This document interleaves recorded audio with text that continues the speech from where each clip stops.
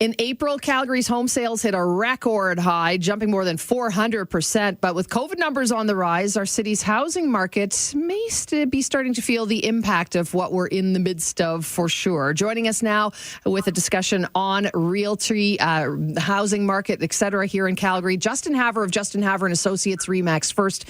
Good morning to you, Justin. Thanks for being with us.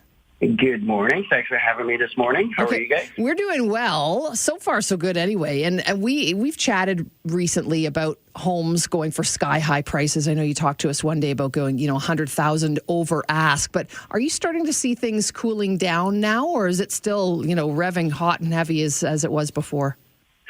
The real estate market is definitely still very active, but we are starting to see some segments of the market starting to calm down a bit. Maybe there's a little bit of buyer fatigue. They're not so interested in getting into all these crazy bidding wars that we were seeing earlier on. I'm wondering if you can break something down for me, because something technically I was talking with Sue about off mic is about 5 doors down from my house. There's a house that said coming soon. Had some friends interested. They called and said already sold. The actual sale sign wasn't up. And I've also talked with friends who had to pay over list. So what do you tell clients? Because I know that the typical process would be I go in, talk to my broker, see what I'm eligible for. So, for example, if I can get $500,000 and be approved, do I have to look a lot lower price range in case I do get into a bidding war? How do you structure something like that? That's a great point there. And, I think it's definitely that you want to stay within your means, right? And what you probably want to do is, typically, if we're pre-approved for up to $500,000, it's the consumer's desire to try to shop within those means and try to maximize that purchasing power. But it's probably smart to go in a little bit below what you are pre-approved for to ensure that you do have a little bit of wiggle room to structure your bids if you're going to be paying over asking price, so you are within those means. Justin, we know what goes up must come down. So are you seeing any signs that we may get a market crash coming our way? Oh, there's that word that we see in the media quite a bit, right? Crash. No, I don't foresee that we're going to see any sort of crash. I mean, if we would have seen that, I think we would have seen that in previous years when our economy was really struggling. Now, we are in a pandemic, and we got to obviously ensure that, we keep the safety of all the homeowners and all the consumers out there. And, I don't foresee that we're going to see a crash, but we are probably going to see a little bit more of a normalization in the marketplace, because the activity that we have seen so far this year is not sustainable long term. Let's talk about, some of the other challenges when it comes to timing for these buyers and sellers, that, a deal can come up real quick and it can be closed quickly as well, but you might not get exactly what you're wishing for when it comes to possession dates. So you're seeing a lot of people having to do a bit of a juggling act just to make things fit and do a short-term rental and have their stuff in storage and such? Yeah, no, we're seeing people being pretty creative, right, where they are, looking to sell their house right now. Some people are building, right, so they want to take advantage of the activity that we're seeing in the marketplace. They will sell their home, jump into a rental. And that's also what some buyers are doing too, right? If they sold their house and they're just waiting for that perfect house to come along, jumping into rental, they know that they don't have to really get caught up in the FOMO that we're seeing in some segments in the marketplace, because I do believe that, buyers should also practice a little bit of patience. If you're patient, the right property will come along.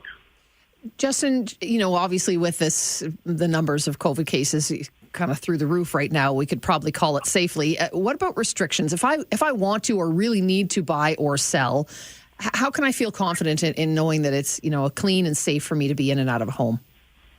Well, it's absolutely a great point there, and it's health and safety of everyone is very, very important, especially in the environment that we're in. And so some of the things that people can be aware of is that we are following COVID protocols where everyone that's entering a home, they have to disclose that they haven't been traveling or exposed to the virus. We have a COVID form that, both the buyers and sellers have to fill out before every single showing. We only allow 2 adults plus the real estate agent for showings, no children. Every potential buyers to answer the COVID questionnaire, wear a mask and refrain from touching any surfaces while they're in the home. We're also seeing showing times being restricted down to about 30 minutes.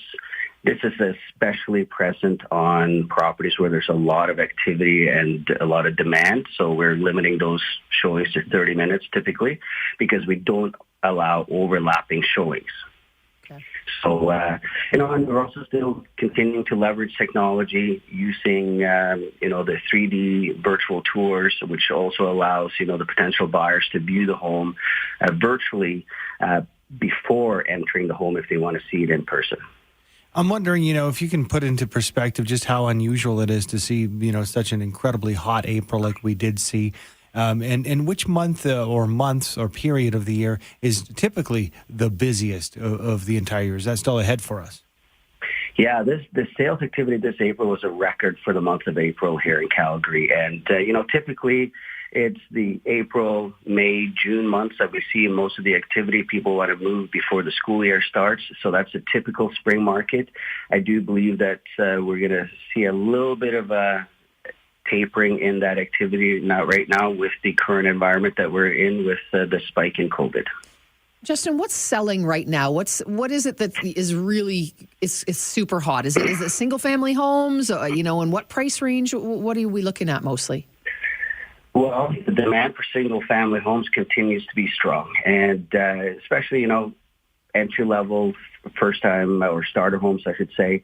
Those are flying off the shelves. We're also seeing that, single family homes, over 600,000 represented about 25% of the sales in the marketplace in April. So we're starting to see, the activity from single family starter product also to move into the move up product as well. So that's kind of a natural progression in the marketplace to when we see a market recover.